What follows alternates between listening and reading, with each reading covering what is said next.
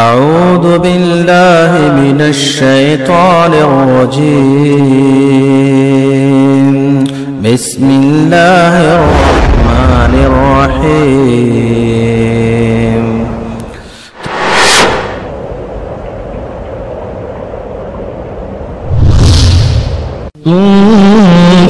خير أمة أخرجت للناس تأمرون بالمعروف وتنهون عن المنكر وتؤمنون بالله.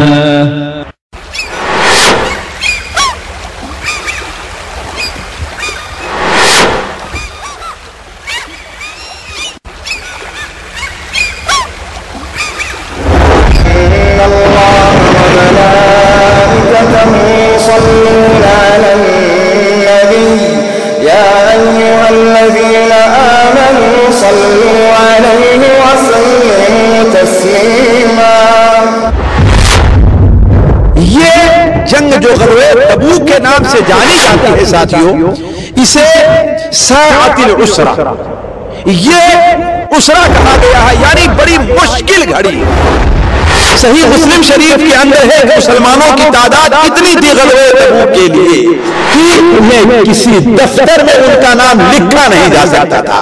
کہنے کا مطلب کہ یہ مسلمانوں کی بہت بڑی تعداد تھی. 30,000 سے زائد ان کی تعداد بتائی جاتی ہے کہ اللہ تعالیٰ نے آپ کی جو ایک صفت رکھی ہے، جیسا کہ آپ نے بیان فرمایا کہ اللہ نے مجھے یہ دیا ہے کہ میرا ایک مہینے کی دوری پر رہتا ہے، لیکن میرا خوف اس کے دل میں ڈالا. اللہ تعالیٰ نے رومیوں کے دل میں نبی کریم صلی اللہ علیہ وسلم کا اور مسلمانوں کا خوف ایسا ڈالا کہ اس نے اعلان کر دیا کہ فوج چاروں طرف تتر بتر ہو جائے اور کوئی آپ کے مقابلے میں آنے کے لیے تیار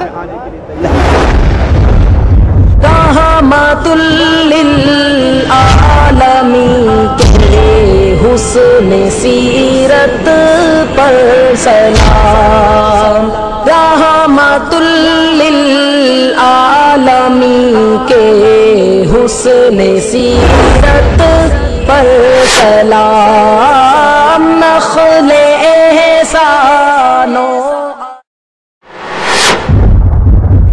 تاب الله على النبي والمهاجرين والأنصار الذين اتبعوه في ساعة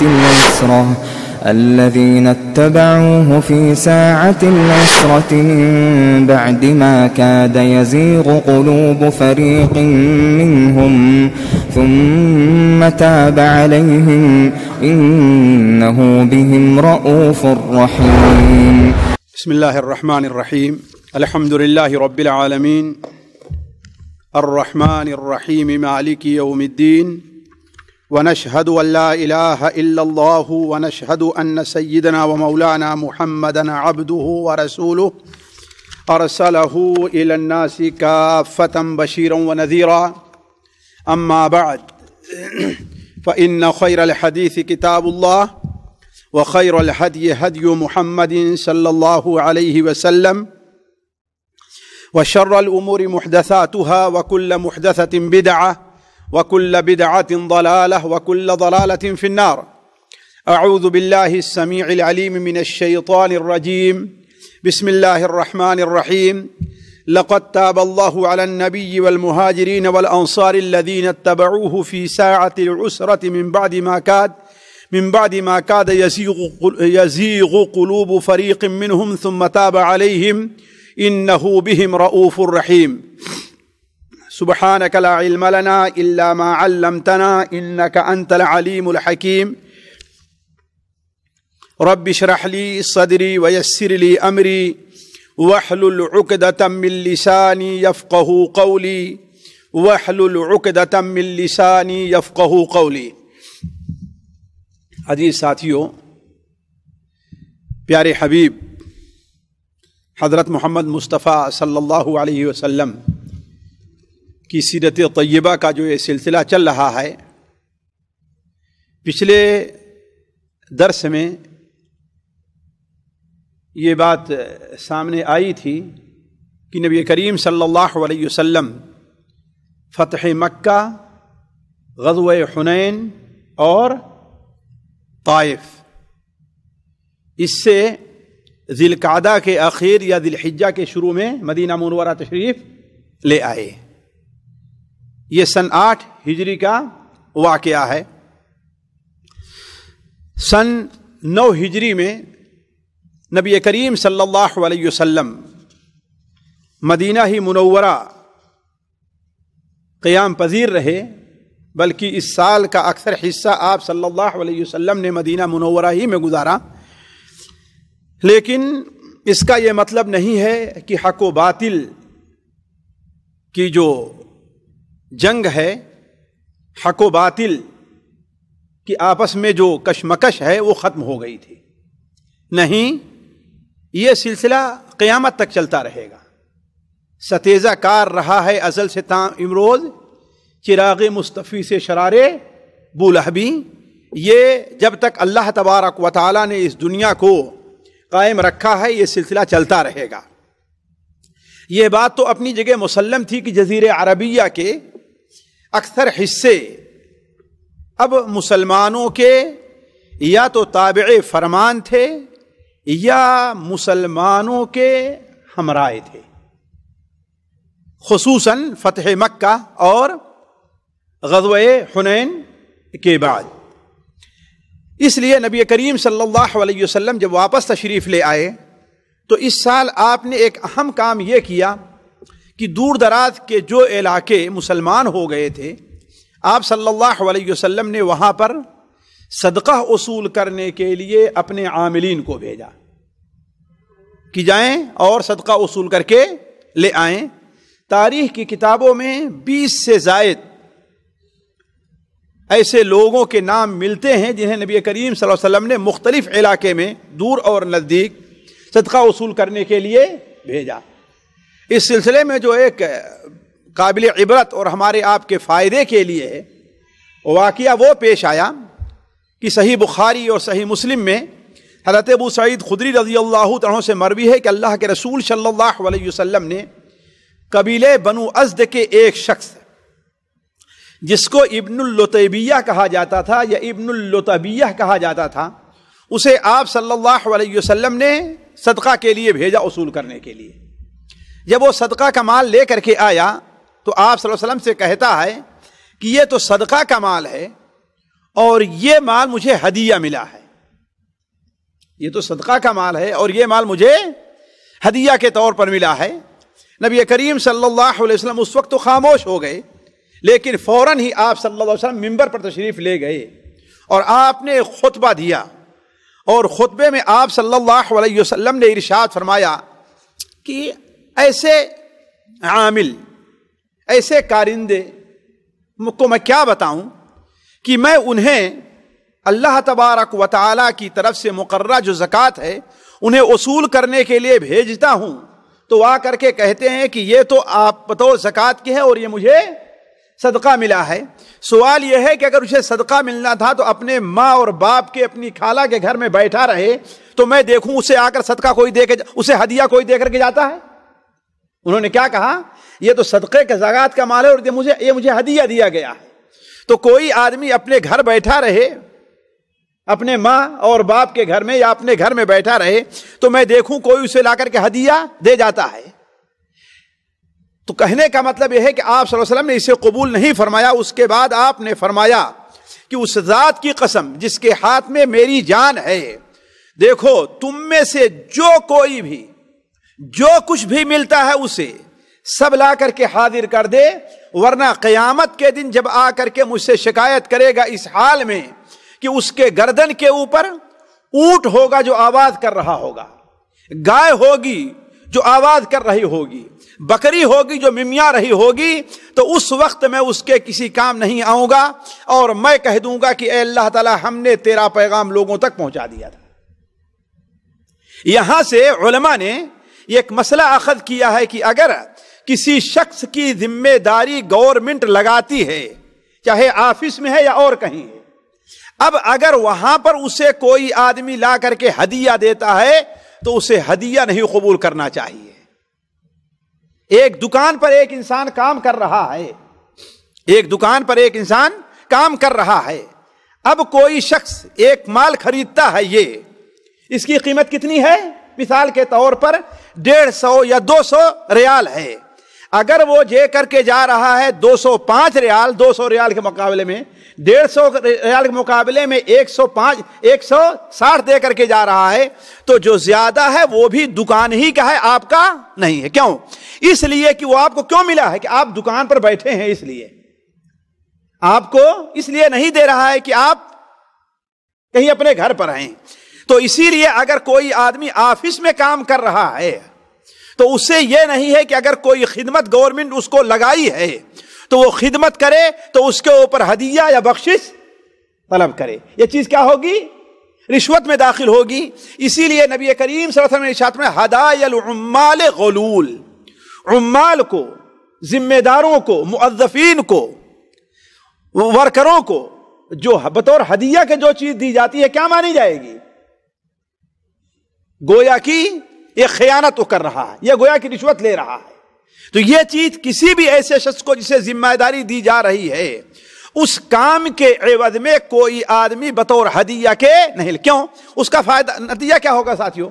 ایک تو اولاً وہ اپنی ذمہ داری میں کوتاہی کرنے لگے گا. جو اسے ہدیہ دے گا اس کا کام کرے گا, جیسے کہ ہمارے ہاں چل رہا ہے, اور جو ہدیہ نہیں دے گا اس کا کام نہیں کرے گا, لوگوں کے اوپر ظلم ہوگا. ایک چیز. دوسری چیز یہ ہے کہ اس طریقے سے ایک سلسلہ کھل جائے گا مستقل رشوت لینے کا, جیسے کہ ہمارے یہاں چل رہا ہے. تو کہنے کا مطلب کوئی آدمی اگر گورنمنٹ کسی جگہ اسے متعین کر کے رکھتی ہے, اس کی ایک تنخواہ متعین کر رہی ہے, تو اس پر سے زیادہ اسے کچھ لینے کا حق حاصل, اپنے عمل کے بعد لینے کا حق حاصل نہیں ہے.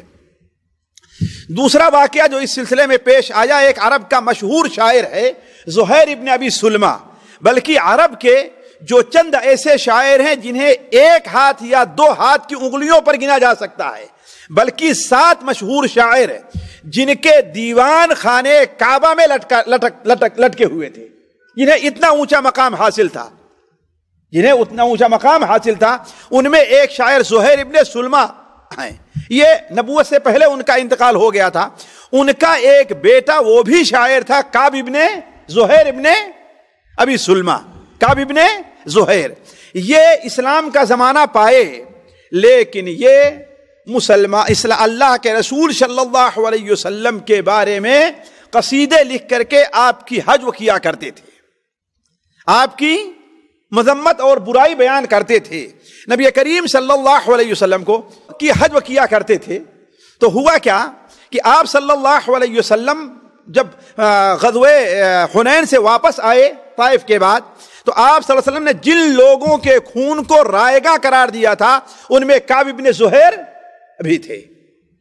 لیکن چونکہ اب عرب کے اکثر حصے پر اللہ کے رسول یا مسلمانوں کا قبضہ تھا, اس لیے وہ جائیں تو بھاگ کر کے کہاں جائیں, آخر کہاں جائیں گے؟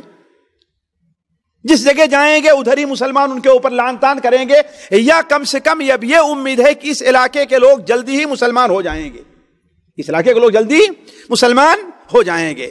پھر ہوا یہ کہ ان کے بھائی جو بجیر تھے وہ بھی ایک شاعر تھے, انہوں نے لکھ بھیجا کہ اللہ کے بندے, نبی کریم صلی اللہ علیہ وسلم کی وہ ذات ہے کہ جو کوئی بھی ان کے پاس معافی طلب کرنے آتا ہے, مسلمان ہو کر کے آتا ہے, وہ اسے بخش دیتے ہیں, معاف کر دیتے ہیں. لہذا تم بھی اگر معافی چاہو تو آؤ, اللہ کے رسول معاف کر دیں گے. اس وقت انہوں نے قصیدہ لکھا جو عرب ادبی دنیا میں بانت سعاد کے نام سے مشہور ہے, بانت سعاد. اور عرب کے مشہور جو قصیدے قصیدے ہیں ان میں سے ایک ہے. کسی بھی عربی چھوٹے سے ادیب سے بھی آپ پوچھ لیجئے, عربی پڑھنا چھوٹے سے بچے سے پوچھ لیجئے, بانت سعاد یہ کون سا قصیدہ ہے تو اس کو وہ جانتا ہے. ایک لمبا قصیدہ جس کے اندر بہت سے بند ہیں, وہ لکھ کر کے نبی کریم صلی اللہ علیہ وسلم کے انہوں نے اپنی معذرت کی. مانت سعاد فقلبی اليوم مقبول متیم عنده لم یفد مقبول. اس طریقے سے ایک لمبا سا قصیدہ کہا, اور عرب کا ایک بہترین قصیدہ ہے. اور جب نبی کریم صلی اللہ علیہ وسلم کی خدمت میں حاضر ہوئے تو آپ صلی اللہ علیہ وسلم نے ان کی معذرت قبول کر لی اور وہ مسلمان ہو گئے. اسی طریقے سے اس زمانے میں نبی کریم صلی اللہ علیہ وسلم نے یعنی سن 9 ہجری میں کچھ سرائے اور کچھ فوجی ٹولیاں بھی ادھر ادھر بھیجی جن میں سے بہت سی ٹولیوں کی سند تو صحیح نہیں ہے، البتہ بعض ایسی جن کی سند صحیح ہے ان میں سے ایک آدھ کا ذکر کیا جاتا ہے، خاص طور پر ایک مشہور حضرت عبداللہ ابن حذافہ رضی اللہ تعالیٰ کی ایک فوجی ٹولی ہے جسے لے کر کے وہ جدہ کی طرف گئے۔ نبی کریم صلی اللہ علیہ وسلم کو معلوم ہوا کہ جدہ کے ساحل سے دور کسی جزیرے پر سوڈان کے کچھ لوگ آئے ہیں اور وہ مسلمانوں پر ہم اچانک چھاپا مارنا چاہتے ہیں، جس طریقے سے ڈاکو یا چھاپا مار گروپ ہوا کرتا ہے۔ آپ صلی اللہ علیہ وسلم کو جب یہ معلوم ہوا تو آپ نے ایک ٹولی متعین کی اور ایک صحابی جن کا نام ہمارے خیال سے علقمہ ابن مجزر ایسے ان کا کچھ نام ہے، ان کو دے کر کے بھیجا۔ چنانچہ اچانک وہاں پر حملہ کیا اور وہ وہاں سے ان کو ڈاکو جو تھے قزاق جس کو کہا کرتے ہیں ان کو بھگا دیا۔ لیکن ایک عجیب جو واقعہ پیش آیا جو ہمارے اور آپ کے لیے باعث عبرت ہے، ہوا یہ کہ اس ٹولی میں عبداللہ ابن حذافہ بھی شریک تھے۔ جب آ رہے تھے تو لوگ دو گروپ میں بٹ گئے، کچھ گروپ کو عبداللہ ابن مجزر نے آگے بھیج دیا، مجزر نے، اور کچھ جو ہے حضرت حذافہ کے ساتھ رہے، یعنی ایک تو عبداللہ ابن مجزر کے ساتھ رہے اور ایک علقمہ ابن مجزر کے، ایک عبداللہ ابن حذافہ کے۔ تو عبداللہ ابن حذافہ کے ساتھ جو گروپ تھا پتہ نہیں کس بات پر حضرت عبداللہ ابن حذافہ بڑے ناراض ہو گئے، اور اتنے ناراض ہوئے تو کہا کیا تم لوگوں کو اللہ کے رسول صلی اللہ علیہ وسلم نے یہ نہیں کہا ہے کہ اپنے امیر کی اطاعت کرنا؟ لوگوں نے کہا کہ ہاں ضرور کہا ہے۔ کہا لکڑیاں جمع کرو۔ لوگ لکڑیاں جمع کیے۔ اس وقت کہ مسلمانوں کی دین کے اوپر عمل کرنے کا جذبہ دیکھیے، اللہ کے رسول کا حکم آ گیا تو اب کوئی چیز اس کے آگے نہیں ہے۔ ہوا کیا؟ لکڑیاں لوگوں نے جمع کیا، کہا کہ اس میں آگ لگاؤ۔ اب آگ لگا دیا تو جب آگ خوب بھڑک اٹھی تو کہا کہ اس میں کود جاؤ سب کے سب لوگ۔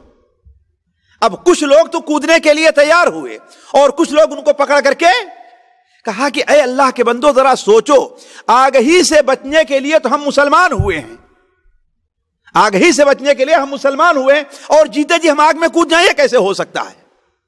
چنانچہ آپس میں یہی بات ہوتی رہی، کوئی کودنا چاہتا ہے، کوئی اس کو پکڑنا چاہتا ہے، کوئی کودنا کوئی پکڑنا، بالکل ایک طوفان مچا ہوا ہے کہ اتنے میں حضرت عبداللہ ابن حذافہ کا غصہ ٹھنڈا ہو گیا۔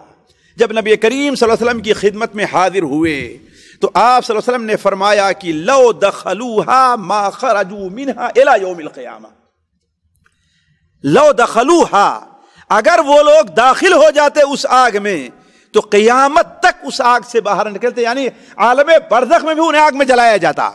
کیوں؟ اس لیے کہ لا طاعت لمخلوق فی معصیت الخالق، اللہ کی نافرمانی میں کسی مخلوق کی اطاعت جائز نہیں ہے۔ یعنی اگر کوئی انسان آپ کو کوئی گناہ کا کام کرنے کے لیے کہتا ہے، آگ میں جلنا کیا ہے؟ یہ گناہ کا کام ہے، اپنے آپ کو زندہ آگ میں جلائے۔ تو اگر کوئی آپ کو کوئی گناہ کا کام کرنے کا کہتا ہے تو آپ کو اس کی بات ماننا ضروری بلکہ جائز بھی نہیں ہے۔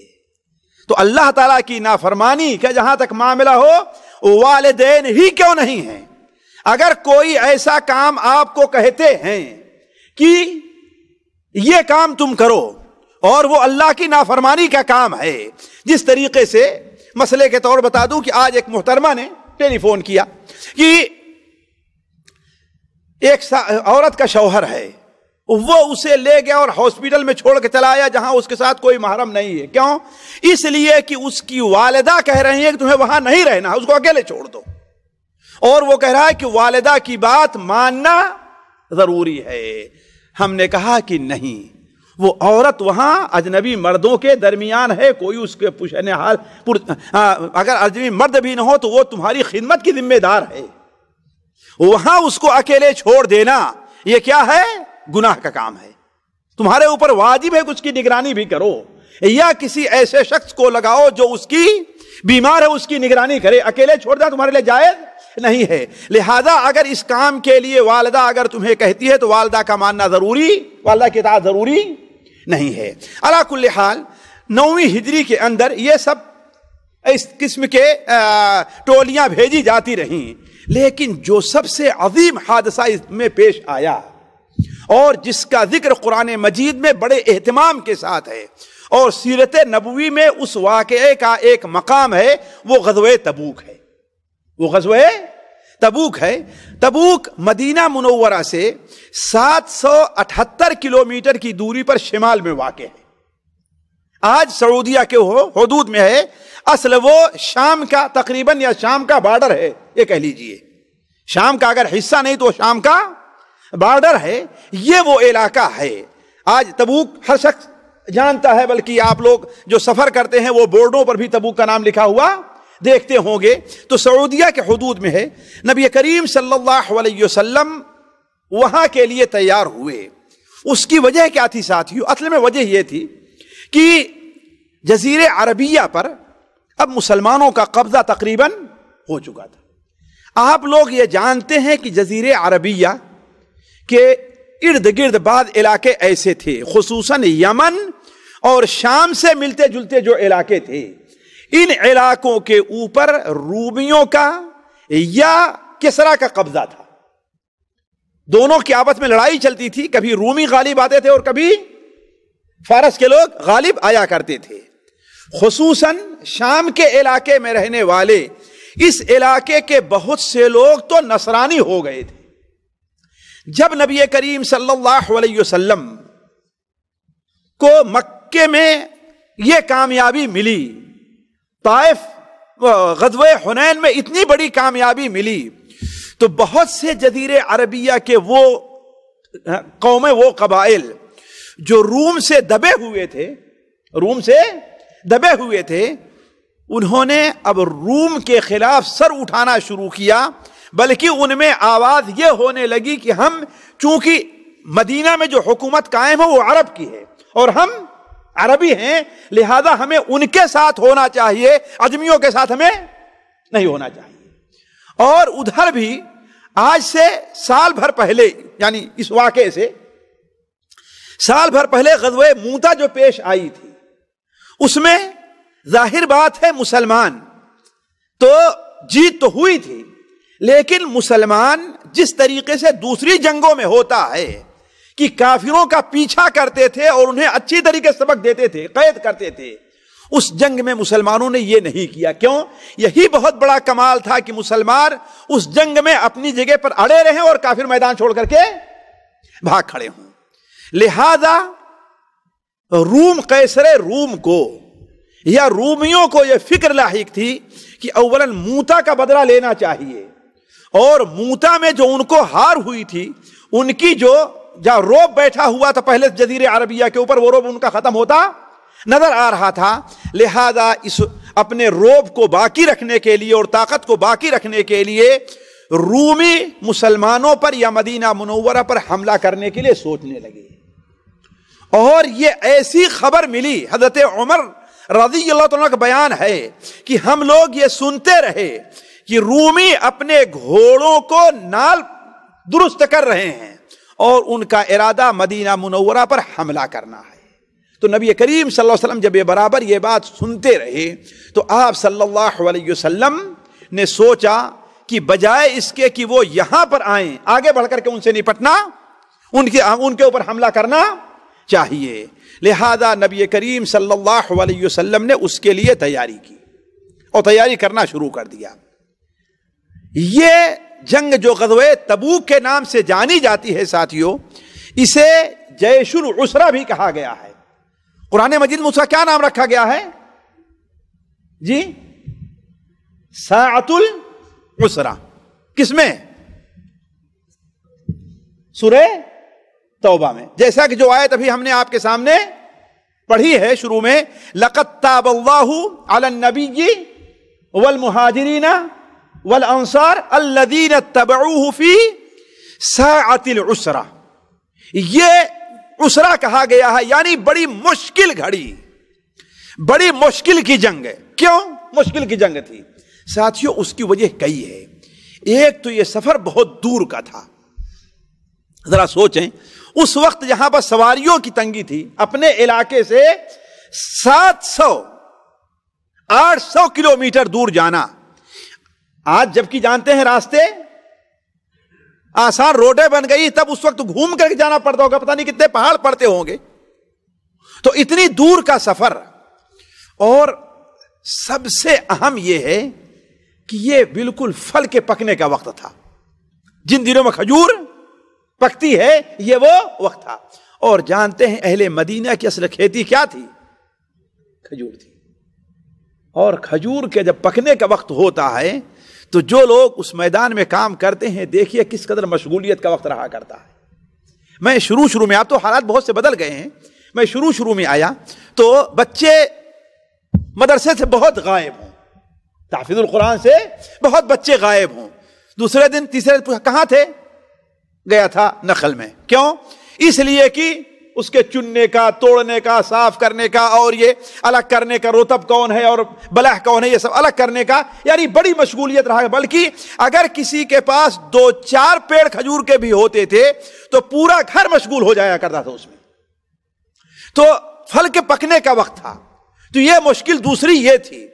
تیسری مشکل یہ تھی کہ یہ دنیا کی ساتھیوں اس وقت جو سب سے بڑی طاقت تھی، سب سے بڑی طاقت تھی، اس سے مقابلہ تھا دنیا کی۔ ذرا غور کریں، اولاً دور کا سفر تھا، دوسرے مشغولیت جو اصل کھیتی تھی کھجور اس کے پکنے کا، اگر اس میں کوتاہی ہوئی، جانتے ہیں کھجور کا مسئلہ یہ ہے کہ اگر اس کے چننے یا تیار کرنے میں اگر 5 دن 10 دن بھی لیٹ ہو جائے تو پھر وہ خراب ہے، صحیح ڈھنگ پر وہ نہیں آ سکتی۔ یہ تھا، اور یہی اصل ان کی کھیتی تھی۔ سال بھر کھانے کے لیے عام طور پر کھجور ہی وہ لوگ کھایا کرتے تھے۔ تیسری چیز یہ ہے کیا ہے؟ دنیا کے کی جو سب سے بڑی طاقت مانی جاتی تھی اس سے مقابلہ تھا۔ یہ صورتحال تھی۔ خود حضرت عمر رضی اللہ بیان فرماتے ہیں کہ مشکل یہ تھی ساتھیوں کہ ہم لوگ جب جا رہے، سخت گرمی کا موسم تھا، یہ چوتھا مسئلہ تھا، سخت گرمی کا۔ تبوک میں اتنی گرمی نہیں رہی ہوگی، لیکن اس علاقے مدینہ منورہ اس کے ارد گرد میں سخت گرمی کا موسم تھا۔ بلکہ حضرت عمر بیان فرماتے ہیں کہ ایسا لگتا تھا کہ پیاس سے ہماری گردن ٹوٹ جائے گی، اس قدر ہمارے گلے میں پیاس محسوس ہوا کرتی تھی۔ تو ایسے وقت میں مسلمان کافروں سے جنگ لڑنے کے لیے تیاری میں مشغول ہو گئے۔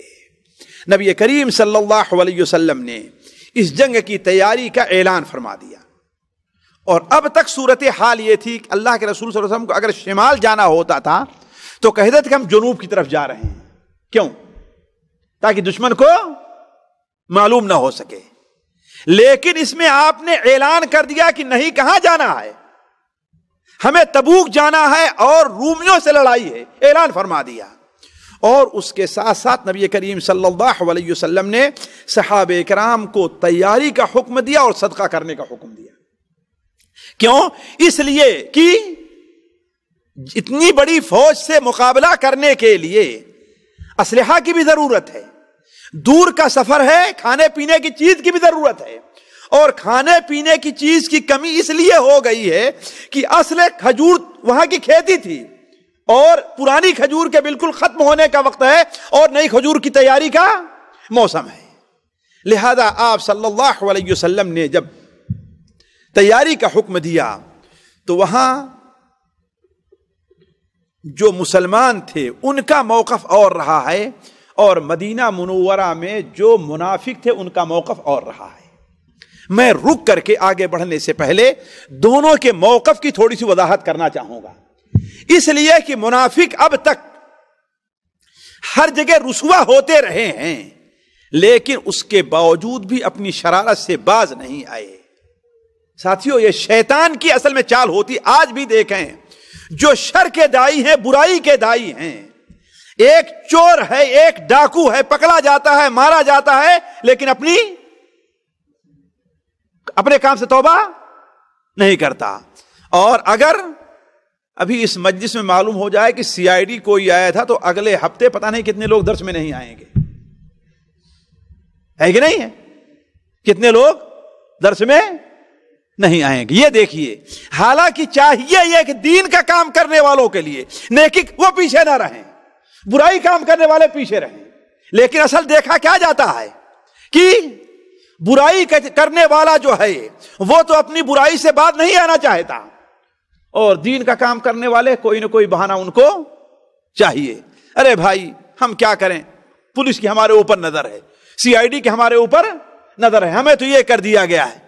علا کل حال منافق اپنی شرارت سے باز نہیں آتے تھے، بلکہ ان دنوں میں انہوں نے ایک ایسی حرکت کی جس کے اوپر قرآن مجید میں اللہ تعالیٰ نے ان کی مذمت کی ہے کہ ایک مسجد بنا لی انہوں نے، نام سے یہ کہ اے اللہ کے رسول صلی اللہ علیہ وسلم کمزور لوگ ہیں، بیمار لوگ ہیں، وہ آپ کی مسجد میں یا مسجد قباء میں نہیں جا پاتے، قباء کے علاقے میں تھی وہ مسجد، لہذا ہم نے وہ ایک مسجد بنائی ہے۔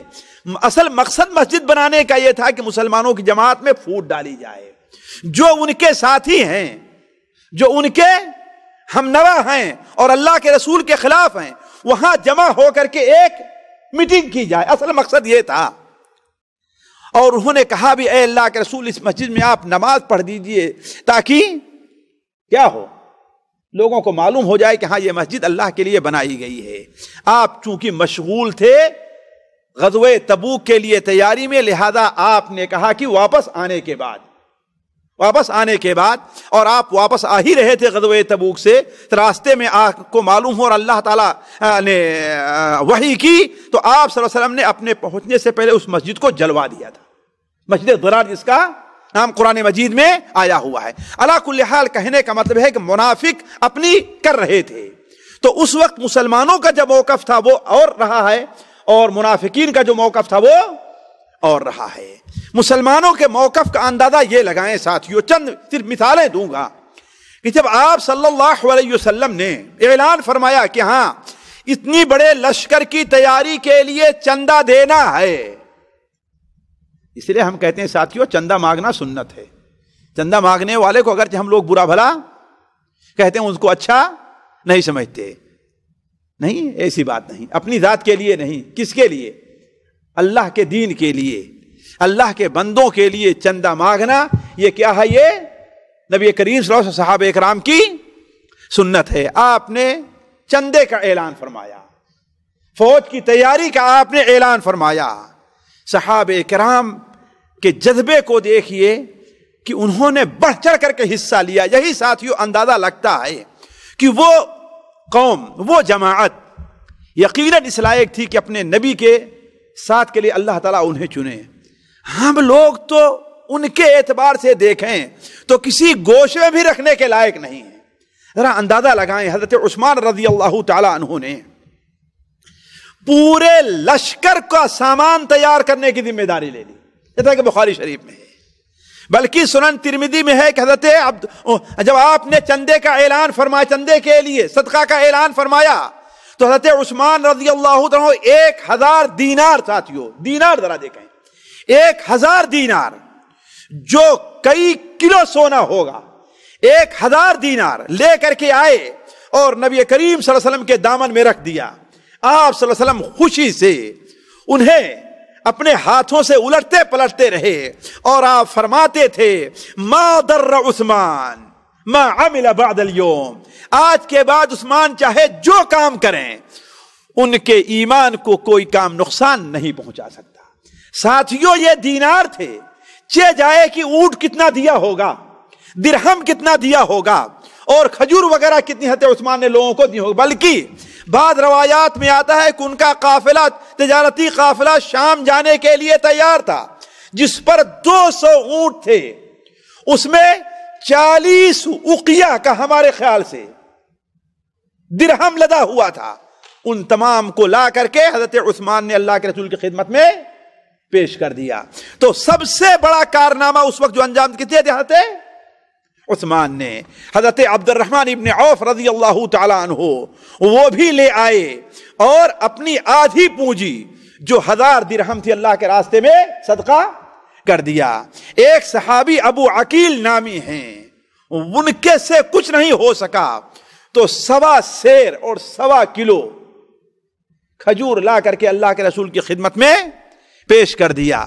بلکہ صحابی یہ بیان کرتے ہیں کہ نبی کریم صلی اللہ علیہ وسلم نے جب صدقہ کرنے کا اعلان کیا، جب آپ نے چندے کا اعلان کیا تو ہم میں سے جس کے پاس کچھ نہیں ہوتا تھا وہ جا کر کے مزدوری کرتا تھا، اس کام کے لیے کیا کرتا؟ مزدوری کرتا تھا کہ مزدوری میں جو کچھ ملے گا وہ لا کر کے کیا کریں گے؟ ہم اللہ تعالیٰ کے راستے میں صدقہ کر دیں گے. اور شاید یہی وہ موقع ہے جس موقع پر حضرت عمر رضی اللہ تعالیٰ عنہ نے حضرت ابو بکر سے مقابلے کی سوچی تھی. حضرت ابو بکر سے مقابلے کی سوچی تھی کہ نبی کریم صلی اللہ علیہ وسلم نے جب اعلان کیا تو ان کے پاس بہت سارا مال تھا. وہ گھر گئے اور اپنا آدھا مال لا کر کے اللہ کے رسول کی خدمت میں دے دیا اور سوچا کہ آج ابو بکر سے میں آگے بڑھ جاؤں گا. تھوڑی دیر میں خلیفہ رسول ابو بکر صدیق رضی اللہ تعالیٰ عنہ اپنے گھر کا سارا سامان حتیٰ کہ جو غلام بھی ان کے پاس تھے خدمت کرنے کے لیے، جو اونٹ بھی ان کے پاس تھا، جو گھوڑا بھی ان کے پاس تھا، گھر میں جو کچھ سامان موجود تھا، خواہ نگد کی شکل میں ہے یا کسی اور شکل میں ہے، سارا کا سارا لا کر کے اللہ کے رسول کی خدمت میں رکھ دیا. آپ نے پوچھا اے ابو بکر اپنے گھر میں بھی تم نے کچھ چھوڑا ہے؟ کہا اپنے گھر میں اللہ اور اس کے رسول کو چھوڑ کر کے آیا ہوں. پروانے کو چراغ ہے، بلبل کو پھول بس، صدیق کے لیے ہے خدا اور رسول بس. تو حضرت عمر رضی اللہ عنہ فرمایا کہ آج کے بعد سے اے ابو بکر تم سے مقابلے کے لیے میں کبھی بھی کوشش نہیں کروں گا، تم سے مقابلہ نہیں کر سکتا. اور ساتھیوں یہی نہیں ہے بلکہ جس واقعے نے مجھے سب سے زیادہ متاثر کیا ہے، اور جب بھی میں سوچ لیتا ہوں ساتھیوں، آج 10 سال سے یہ واقعہ میں پڑھتا اور بیان کرتا آیا ہوں، لیکن جب بھی اس واقعے کو میں سوچتا ہوں اللہ کی قسم آنکھوں میں آنسو آ جاتے ہیں. 10 سال سے اس واقعے کو میں پڑھ رہا ہوں اور بیان کر رہا ہوں، لیکن جب بھی میں سوچتا ہوں کہ آخر یہ لوگ کس دنیا کے رہنے والے تھے، کس بر اعظم میں ان کا بسیرا تھا، کہاں پر وہ رہتے تھے، آخر ہماری ہی طرح تھے یا اور کچھ اللہ نے ان کے اندر جان اور روح پیدا کی تھی. اللہ کے رسول صلی اللہ علیہ وسلم نے جب اعلان فرمایا صدقہ کرنے کے لیے اور اعلان فرمایا جہاد کی تیاری کرو، تو ایک صحابی علبہ ابن زید رضی اللہ تعالیٰ عنہ ہیں، وہ نبی کریم صلی اللہ علیہ وسلم کی خدمت میں حاضر ہوتے ہیں، آپ سے سواری طلب کرتے ہیں، تو آپ کہتے ہیں کہ میرے پاس ابھی کوئی سواری نہیں ہے. تو انہوں نے کیا کام کیا، رات کو اٹھے اور چند رکعت نماز جو ان سے پڑھنی تھی وہ نماز پڑھی رات میں، اور نماز پڑھنے کے بعد دعا کے لیے ہاتھ اٹھایا اور دعا کرنے لگے. کہا اے اللہ تعالی، آپ کے نبی نے صدقے کا اعلان کیا لیکن آپ نے مجھے اتنی استطاعت نہیں دی ہے کہ میں صدقہ کروں. آپ کے نبی نے جہاد کا اعلان فرمایا، آپ نے جہاد کے لیے کہا، اور میرے پاس اتنا سامان نہیں کہ میں جہاد کے لیے نکلوں، اور آپ نے اپنے نبی کو اتنی وسعت نہیں دی، اتنی طاقت نہیں دی ہے کہ وہ میرے لیے جہاد کا سامان کرے. اے اللہ تبارک و تعالی، میں کچھ بھی نہیں، کسی بھی چیز کا مالک نہیں ہوں، میں صرف اپنی گردن کا مالک ہوں. میں اعلان کرتا ہوں کہ یہ میری گردن مسلمانوں کے اوپر صدقہ ہے، کہ آج سے جو مسلمان بھی میری غیبت کرتا ہے، مجھے مارتا ہے، مجھے ڈانٹتا ہے، مجھے گالی دیتا ہے، سارا کا سارا میں معاف کر رہا ہوں، کسی پر کوئی مواخذہ نہیں کروں گا. یہ کہا اور رات میں سو گئے. صبح کو فجر کے بعد جب نبی کریم صلی اللہ علیہ وسلم کی خدمت میں حاضر ہوتے ہیں، فجر پڑھنے کے بعد نبی کریم صلی اللہ علیہ وسلم جب لوگوں کی طرف متوجہ ہوئے تو آپ نے فرمایا این المتصدق البارحہ، رات کو جس شخص نے صدقہ کیا ہے وہ کہاں ہے؟ این المتصدق البارحہ، رات کو جس شخص نے صدقہ کیا وہ کہاں ہے؟ کوئی نہیں کھڑا ہوا. آپ نے دوسری بار اعلان کیا، تب اس کے بعد علبہ ابن زید کھڑے ہوتے ہیں. آپ صلی اللہ علیہ وسلم نے فرمایا ابشر فوالذی نفسی بیدہ لقد کتبت فی الزکاۃ المقبولہ، تمہیں خوشخبری ہو اللہ تعالیٰ نے تمہارے اس صدقہ کو مقبول زکات میں قبول کر لیا ہے، تمہارا صدقہ اللہ نے قبول کر لیا.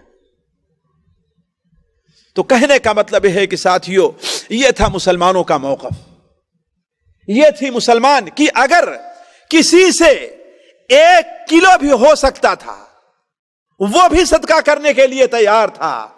हत्ता कि किसी के पास कुछ भी नहीं है तो ज्यादा था मजदूरी करने के लिए, और जो पैसे मिलते थे वो लाकर अल्लाह के रसूल के सामने सदका कर देता था।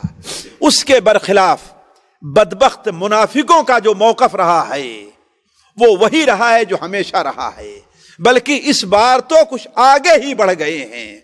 चुनांचे पहला काम तो उन्होंने ये किया कि घूम घूम करके लोगों को रोकना शुरू किया। कहां जाओगे? साल भर की तुम्हारी खेती जिसका तुम इंतजार कर रहे हो ये खजूर बेकार हो जाएगी। और क्या तुम समझते हो कि रूम से लड़ना अरब के लोगों से लड़ने के मुकाबले में है? वो तो बड़ी ताकत है, ना तुम तादाद में उनका मुकाबला कर सकते हो, ना हथियार में उनका मुकाबला कर सकते हो, ना ही फनूने जंग में उनका मुकाबला कर सकते हो। तो वो लोगों को रोकते रहे। चुनांचे अल्लाह ताला फरमाता है फरिहल मुखल्लफून बिमक़अदि फरिहल मुखल्लफून बिमक़अदिहिम खिलाफ रसूलिल्लाह सल्लल्लाहु रसूलिल्लाह वकरिहू अन युजाहिदू फी सबीलिल्लाह वकरिहू अन युजाहिदू बिअमवालिहिम व अनफुसिहिम फी सबीलिल्लाह वक़ालू ला तंफिरू फिल हर कुल नारु जहन्नम अशद्दु हर्रन लौ कानू यफ़क़हून फल्यदहकू क़लीलन वलियबकू कसीरा जज़ाअन बिमा कानू यअमलून बिमा कानू यफ़अलून बिमा कानू यक्सिबून जज़ाअन बिमा कानू यक्सिबून। फरिहल मुखल्लफून, ये पीछे रह जाने वाले जो अल्लाह के रसूल से पीछे रह गए हैं वो बड़े खुश हैं, और उन्हें अल्लाह ताला के रास्ते में अपनी जान और माल से जिहाद करना पसंद नहीं है। सिर्फ यही नहीं कि नहीं पसंद है, बल्कि लोगों से कहते हैं ला तनफिरू फिल हर, गर्मी का मौसम है, धूप है, कहां तुम लोग जाओगे? ना जाओ। वला ला तनफिरू फिल हर, आप उनसे कह दीजिए नारु जहन्नम अशद्दु हर्रा, जहन्नम की आग इससे भी कहीं ज्यादा तेज है। तो सुनो, वहां तुम्हें रोल हंसना कम मिलेगा और रोना ज्यादा मिलेगा। तो पहले उनका काम तो यह था कि वो लोगों को जहाद पर जाने से रोकते रहे। दूसरा यह कि बहानेबाजी से काम लेते रहे, अजीब बहाने करते थे। उनमें से एक शख्स आता है और कहता है ए अल्लाह के रसूल, आप जानते हैं कि मुझे औरतें कितनी पसंद है। ये शरारत देखिए, आप जानते हैं मुझे औरतें कितनी पसंद हैं। आप मुझे लेके जा रहे हैं रूमियों के पास, आप जानते हैं उनकी औरतें कितनी गोरी होती हैं, कितनी खूबसूरत होती हैं। मुझे डर है कि उन्हें देख करके मैं फितने में पड़ जाऊंगा, मैं अपने ऊपर काबू नहीं रखूंगा। आप सल्लल्लाहु अलैहि वसल्लम ने उसे इजाजत दे दी। अल्लाह ताला फरमाता है वमिनहुम मन यक़ूलु ज़ल्ली वला तफ्तिन्नी अला फिल फितनति सकतू, उनमें से बाद बदबख्त ये भी हैं जो कहते हैं कि मुझे इजाजत दे दी और मुझे फितने में ना डालिए। आप कह दीजिए कि असल फितना जिसके अंदर तुम पड़े हुए हो, तुम्हारे दिल में निफाक का फितना है, जिहाद से बैठे रहना सबसे बड़ा फितना है, अल्लाह के रसूल का साथ देना सबसे बड़ा फितना है। इस फितने के अंदर तुम पड़े हो और किस फितने की तवक्को रख रहे हो। और कुछ तो ऐसे थे बदबख्ती कि अगर कोई मुसलमान बहुत ज्यादा माल सदका कर देता, जैसे हजरत अब्दुर्रहमान इब्न औफ और हजरत उस्मान गनी हैं, तो कहते थे कि यह देखो इसकी रियाकारी देखो, ऐसा क्यों कर रहा है, ये दिखाने के लिए कर रहा है। और जब कोई मुसलमान थोड़ा सा सदका करता तो कहते कि अल्लाह तबारक व तआला को इसके 1 किलो 1.5 किलो खजूर की क्या जरूरत है। यानी ना उनसे जो ज्यादा सदका करे वो महफूज है, और न जो कम सदका करे वो महफूज है। तो अल्लाह के तबारक व तआला उन पर उनकी तनकीद करते हुए फरमाता है कि अल्लज़ीन यल्मिज़ून अल-मुत्तव्विईन मिनल मुमिनीन फी सदक़ात, ये लोग जो अल्लाह ताला के रास्ते में बखुशी बड़ी रज़ामंदी से सदका करने वालों पर एतराज़ात किया करते हैं। अगर कोई थोड़ा सदका करता है तो क्या कहते हैं कि ये रियाकार, ये अल्लाह ताला को इसके सदके की जरूरत नहीं है। और अगर कोई ज्यादा सदका करता है तो क्या कहते हैं कि ये रियाकार है। ये उनका मौकफ रहा है لیکن اللہ کے رسول صلی اللہ علیہ وسلم اپنے اعلان کے مطابق اس کے لیے تیار ہو گئے. ایک بڑی فوج تیار ہوئی ساتھیوں. آج تک مسلمانوں کی اتنی بڑی فوج تیار نہیں ہوئی تھی. بعض روایات میں آتا ہے کہ مسلمانوں کی تعداد 30,000 سے زیادہ تھی. کتنی تھی؟ 30,000 زیادہ تھی. صحیح مسلم شریف کے اندر ہے کہ مسلمانوں کی تعداد اتنی تھی غزوہ تبوک کے لیے کہ انہیں کسی دفتر میں ان کا نام لکھا نہیں جا سکتا تھا. لا یجمعہم دیوان حافظ، منشی کلرک کا قلم جو ہے انہیں کسی دفتر میں نہیں، یعنی ان کی اتنی تعداد تھی. کہنے کا مطلب کہ یہ مسلمانوں کی بہت بڑی تعداد تھی. 10,000 سے زائد، 20,000 سے زائد، تقریباً 30,000 سے زائد بھی ان کی تعداد بتائی جاتی ہے. اور آپ جانتے ہیں کہ اتنی بڑی تعداد مسلمانوں کے بھی جمع نہیں ہوئی تھی. اس سے اندازہ لگائیے کہ فتح مکہ کے بعد اور صلح حدیبیہ کے بعد مسلمان اسلام میں داخل ہونے والوں کے اندر کس قدر اضافہ ہو رہا تھا. نبی کریم صلی اللہ علیہ وسلم نے مدینہ منورہ پر حضرت محمد ابن مسلمہ رضی اللہ تعالیٰ عنہ کو کی ذمہ داری دی، اور حضرت علی رضی اللہ تعالیٰ عنہ کو اپنے اہل و عیال کی ذمہ داری دی. اور جمادی الاخرہ 9 ہجری یا رجب کے شروع میں کسی جمعرات کو آپ نکلے ہیں. کون سا دن تھا؟ جمعرات کا دن تھا. نبی کریم صلی اللہ علیہ وسلم لے کر کے نکلے. ساتھیوں مشکل وقت ضرور تھا، گرمی کا موسم ضرور تھا، لیکن ذرا دیکھیں گے کہ مسلمانوں کا جذبہ کیا رہا ہے، مسلمان کس قدر جذبے سے نکل رہے ہیں. اس کا اس سے اندازہ لگائیے کہ حضرت ابو موسیٰ اشعری بیان فرماتے ہیں کہ جب ہم لوگ جہاد کی تیاری کرنے لگے، غزوہ تبوک کے لیے نکلنے کی تیاری کرنے لگے، تو ہمارے قوم اشعری جو خاندان تھا اس میں بہت سے لوگوں کے پاس سواری نہیں تھی. تو مجھے لوگوں نے بھیجا کہ جاؤ اللہ کے رسول صلی اللہ علیہ وسلم ہمارے لیے سواریاں لے کر کے آؤ. اور میں جب آپ کے پاس پہنچا تو آپ صلی اللہ علیہ وسلم صاحب بڑے الجھن میں تھے، بڑی پریشانی میں تھے، بڑے الجھن اور پریشانی میں تھے. اس لیے کہ اتنی بڑی فوج کو تیار کرنا، لے کر کے نکلنا، ان کا انتظام کرنا، یہ الجھن آپ صلی اللہ علیہ وسلم کو تھی. تو اور آپ صلی اللہ علیہ وسلم کے پاس جب میں گیا تو آپ اس وقت غصے سے تھے. آپ نے کہا کہ میرے پاس کچھ نہیں ہے، میں کہاں سے دوں تم کو. کہا کہ مجھے بڑی شرمندگی ہوئی، میں روتا ہوا واپس جا رہا تھا. ابھی تھوڑی ہوئی دور گیا تھا کہ ایک شخص مجھے آواز دیتا ہے، یا عبداللہ ابن قیس. نہیں، حضرت ابو سعید خدری ہیں. یا عبداللہ ابن قیس، اے عبداللہ ابن قیس، اللہ کے رسول صلی اللہ علیہ وسلم تمہیں بلا رہے ہیں. کہا میں تو بہت ڈر گیا کہ ایسا کہیں کہ میرے بارے میں کہیں کوئی وحی تو نہیں آ گئی ہے کہ اللہ کے رسول ہم سے ناراض ہو گئے تھے، میں تو ہلاک ہو گیا. کہا جب میں واپس جاتا ہوں تو آپ صلی اللہ علیہ وسلم کے پاس دیکھا کہ 2 موٹے تگڑے اونٹ کھڑے ہیں، اور آپ نے کہا ابھی ان 2 اونٹوں کو 5 اونٹ دیکھ کر کے ہم نے حضرت سعد سے خریدا ہے. اس لیے کہ ہر اونٹ سواری کے لائق نہیں ہوتا، نہ ہر اونٹ سواری کا کام دیتا ہے. ان 2 اونٹوں کو ہم نے 5 اونٹ دے کر کے، یہاں سے ایک مسئلہ اور ثابت ہوا ساتھیوں. وہ کیا؟ فقہی مسئلہ. یہ بتائیے 1 کلو کھجور سے 2 کلو کھجور آپ خرید سکتے ہیں؟ نہیں. کیا ہوگا؟ یہ سود میں داخل ہوگا. آپ 1 ریال دے کر کے 2 ریال لے سکتے ہیں؟ نہیں. لیکن آپ نے یہاں پر 5 اونٹ دے کر کے 2 اونٹ خریدا. یہاں جانوروں میں سود کا نظام جاری نہیں ہے ساتھیوں. شرعی طور پر جانوروں میں سود کا، ان چیزوں میں سود کا نظام جاری نہیں ہے. تو اس لیے آپ صلی اللہ علیہ وسلم نے 5 اونٹ دے کر کے 2 اونٹ خریدا. کہا لے جاؤ اور اپنی قوم کے پاس لے جاؤ. کہا میں اپنی قوم کے پاس لے کر کے گیا، اور ایک تو ان سے بیان کر دیا تھا کہ اللہ کے رسول نے مجھے اونٹ نہیں دیا ہے، سواری نہیں دی ہے.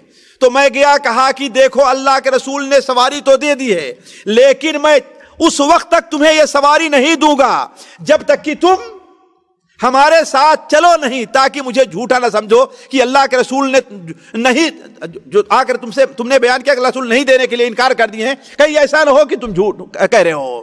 تو کہے اللہ کے بندے تم سچے ہو ہمارے نزدیک. کہا نہیں، سارے لوگ چلو اللہ کے رسول کی خدمت میں، وہاں آپ سے ہم کہلوا دیتے ہیں. تو جب لوگوں نے گواہی دی تو میں خاموش ہو گیا. علی کل حال یہ مسلمانوں کا جذبہ تھا. اور ایک جذبہ یہ بھی دیکھیے، حضرت ابو ذر رضی اللہ تعالیٰ عنہ دیکھیے ساتھیو، اللہ کے رسول جب نکلے تھے تو آپ نے عام اعلان کیا تھا، لیکن سارے صحابہ کرام ایک ساتھ نہیں نکل سکے تھے۔ مدینہ منورہ میں صرف ان لوگوں کو جن کو اللہ کے رسول نے چھوڑا تھا، سچے مومنین میں 3 آدمی باقی رہ گئے تھے جو نہیں گئے، باقی سب گئے تھے۔ اگر کچھ پیچھے بھی رہ گئے تو بعد میں جا کر کے مل گئے ہیں۔ انہیں میں حضرت ابو ذر رضی اللہ تعالیٰ عنہ بھی تھے۔ حضرت ابو ذر رضی اللہ تعالیٰ عنہ اللہ کے رسول صلی اللہ علیہ وسلم کی خدمت میں جا رہے تھے، لیکن ان کا اونٹ جو سواری تھی وہ ساتھ نہیں دے پا رہی تھی، ان کے ساتھ چل نہیں پا رہی تھی، تو پیچھے رہ گئے۔ لوگوں نے کہا اے اللہ کے رسول ابو ذر نہیں آئے۔ آپ نے فرمایا اگر اس کے اندر کوئی خیر اللہ نے رکھی ہے تو وہ آ جائے گا، اور جس کے بارے میں پوچھا جاتا ہے کہ وہ نہیں آیا ہے تو آپ کیا کہتے؟ اگر اس کے اندر کوئی خیر ہے تو وہ آ جائے گا۔ چنانچہ حضرت ابو ذر رضی اللہ تعالیٰ عنہ جب دیکھے کہ میرا اونٹ یا میری سواری مجھے لے کر کے نہیں چل پا رہی ہے تو اونٹ کو وہیں پر چھوڑ دیا۔ یہ جذبہ دیکھیے ساتھیو، اونٹ کو سواری کو وہیں پر چھوڑا اور اپنا سامان سفر پیٹھ پہ لاد کر کے پیدل چلے جا رہے ہیں۔ 1-2 کلومیٹر نہیں ہے ساتھیو، سینکڑوں کلومیٹر کا معاملہ ہے۔ آپ صلی اللہ علیہ وسلم ایک جگہ ٹھہرے ہوئے تھے، دور سے ایک آدمی آتے ہوئے دکھائی دیا۔ لوگوں نے کہا اے اللہ کے رسول صلی اللہ علیہ وسلم وہ ابو ذر آ رہے ہیں۔ آپ نے فرمایا رحم اللہ ابو ذر، رحم اللہ ابا ذر، اللہ کی رحمت ہو ابو ذر کے اوپر۔ یمشی وحدہ، اکیلے چل رہا ہے، یموت وحدہ، اکیلے ہی اس کا انتقال ہوگا، اور قیامت کے دن وہ اکیلے اٹھایا جائے گا۔ اور آپ صلی اللہ علیہ وسلم کی یہ پیشین گوئی تھی، حضرت ابو ذر کا ربضہ میں انتقال اکیلے میں ہوا ہے۔ تو اسی طریقے سے ایک اور صحابی ابو خیثمہ ہیں، وہ نبی کریم صلی اللہ علیہ وسلم کے ساتھ جانے سے رہ گئے تھے۔ وہ بیان کرتے ہیں کہ ایک بار یہ وہ ہیں جنہوں نے بڑھ چڑھ کر کے حصہ لیا تھا، لیکن کچھ سستی ہوئی آپ کے ساتھ نہیں جا سکے۔ لیکن جو آدمی ساتھیوں مومن ہوتا ہے اس کا ایمان اسے ملامت کرتا ہے، اسی لیے مومن کی صفت کیا ہے؟ نفس اللوامہ ہے۔ اس کا نفس کیا ہوتا ہے؟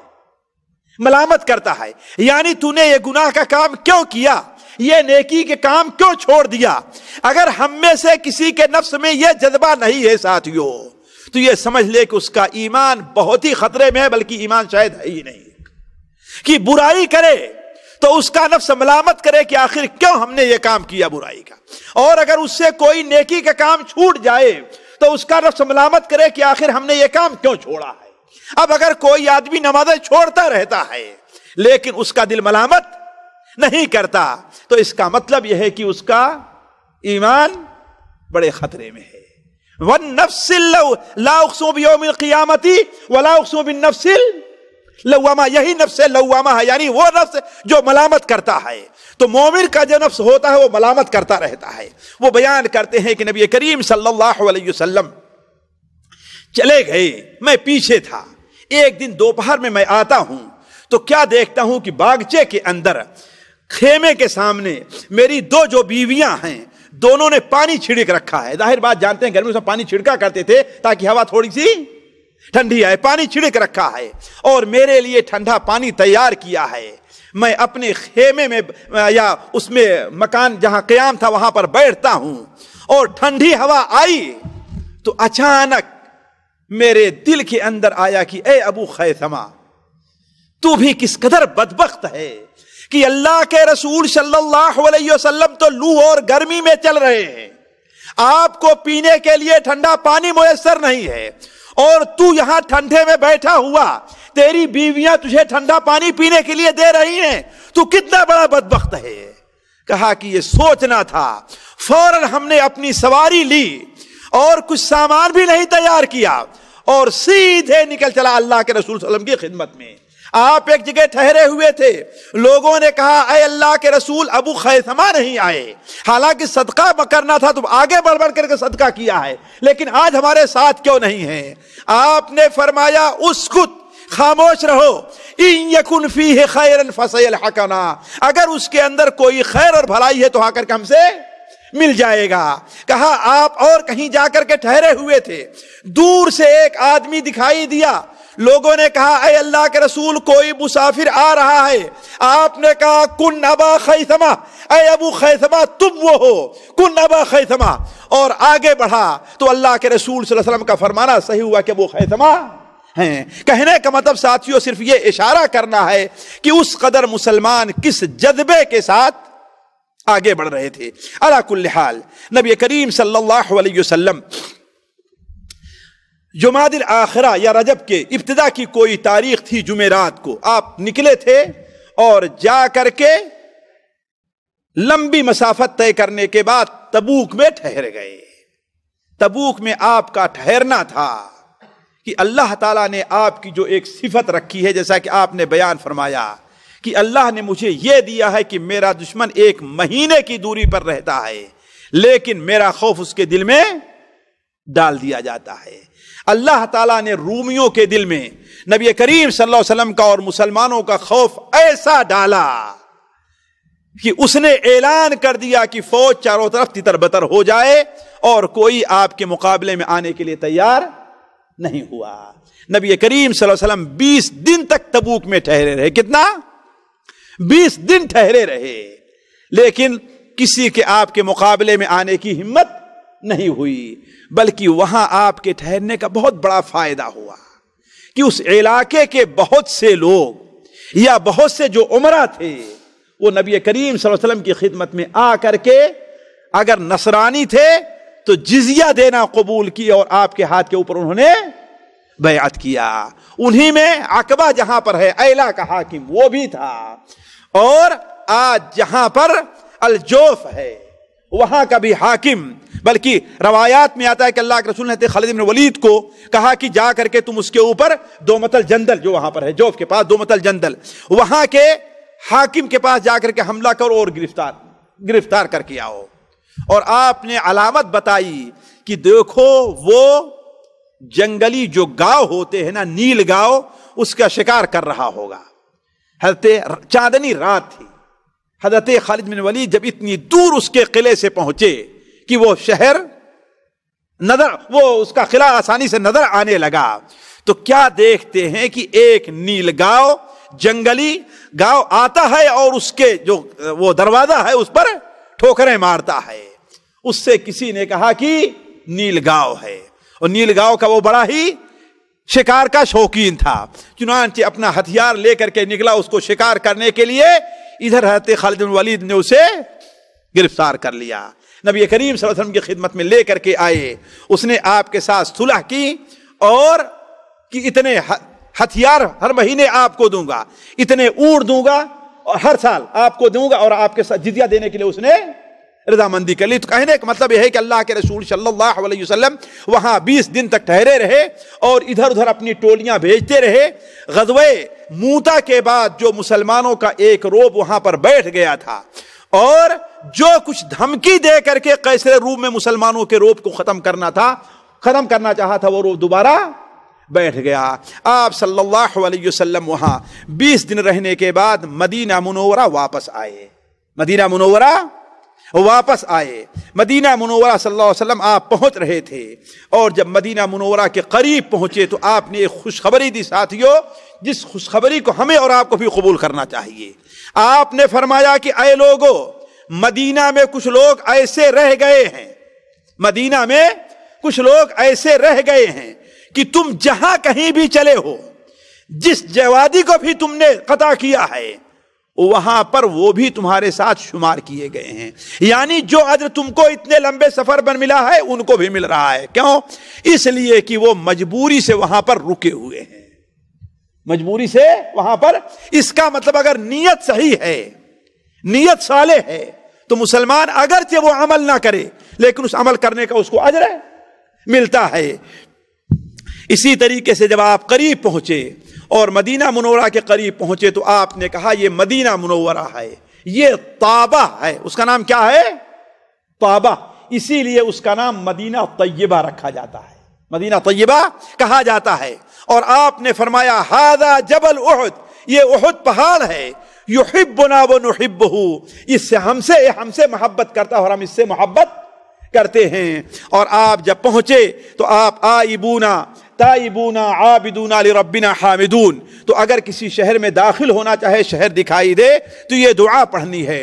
آپ صلی اللہ علیہ وسلم جب ثنیۃ الوداع تک پہنچے تو مدینہ منورہ کی بچیاں وہی گیت جو آپ کے آمد پر ہجرت کے وقت گائی تھی وہی وہاں پر گانا شروع کر دی اور آپ کا استقبال کیا کہ طلع البدر علینا من ثنیات الوداع وجب الشکر علینا ما دعا للہ علی کل حال. یہ گیت آپ کا پڑھتے ہوئے آپ کا استقبال کیا.